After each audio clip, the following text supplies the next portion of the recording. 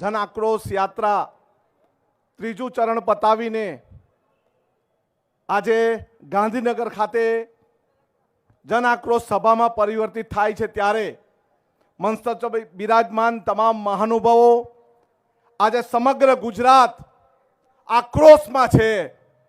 આજે યુવાન આક્રોશમાં છે, મહિલા આક્રોશમાં છે, ખેડૂતો આક્રોશમાં છે, આદિવાસી સમાજ આક્રોશમાં છે, દલિત સમાજ આક્રોશમાં છે, મુસ્લિમ સમાજ આક્રોશમાં છે, ઓબીસી સમાજ આક્રોશમાં છે, સમગ્ર ગુજરાત આક્રોશમાં છે। ત્યારે વિધાનસભાના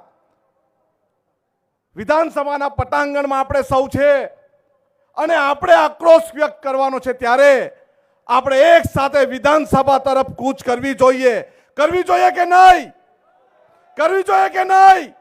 આપણે સૌએ અન્યાય થાય છે એના વિરોધમાં ન્યાય મેળવવા માટે અત્યારે આપણે એનો જવાબ મેળવવાનો છે અને એના માટે અત્યારે મુખ્યમંત્રીને પૂછવાનું, ઉપમુખ્યમંત્રીને પૂછવાનું કે અમારા સાથે અન્યાય કેમ થાય છે અને અમારા લોકોને કેમ દબાવવામાં આવે છે, કચડવામાં આવે છે।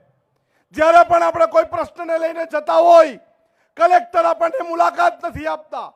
જ્યારે ડ્રગ્સના મુદ્દે આપણે કોલેજોમાં જતા હોય, કોઈ કાર્યક્રમ કરતા હોય, ત્યારે આપણા પર દમન ગુજારવામાં આવે છે।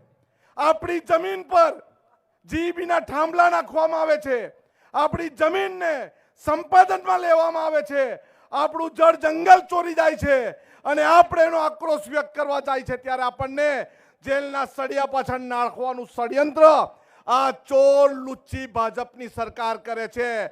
પરંતુ હવે નહીં, હવે આપણે એક મંચ પર એકત્રિત થયા છે। આપણને મુકુલ વાસનિકજી જેવા નેતાની આગેવાની મળી છે, અમિત ચાવડાજીની આગેવાની મળી છે, તુષારભાઈ ચૌધરીની આગેવાની મળી છે। ત્યારે એમની આગેવાનીમાં આપણે સફળતાથી વિધાનસભા તરફ કૂચ કરવી જોઈએ અને આપણા પ્રશ્નનું નિરાકરણ ન થાય ત્યાં સુધી વિધાનસભાનો ઘેરાવો કરવો જોઈએ। જ્યાં સુધી આપણે લડશું નહીં ત્યાં સુધી આ નાલાયક સરકાર આપણી સાથે અન્યાય કરતું જ રહેશે અને ન્યાય મેળવવા માટે આપણે લડવું જ પડશે। આપણા નેતા રાહુલજી પણ કહે છે, ડરો મત, લડો, ઝૂકો મત, લડો। અને આપણી પાસે અત્યારે લડવાનો ખૂબ સારો સમય છે। તાલુકા પંચાયત, જિલ્લા પંચાયતમાં પણ આ નારંગી ગેંગના ચોર લોકો આપણા ફળિયામાં, ગામમાં આવશે, પરંતુ આપણે એમને ઘૂસવા દેવાનું નથી। સૌએ એક સાથે એક અવાજમાં બોલો, ભારત માતા કી, કોંગ્રેસ, કોંગ્રેસ। સૌનો આભાર, સૌને જય જોહાર।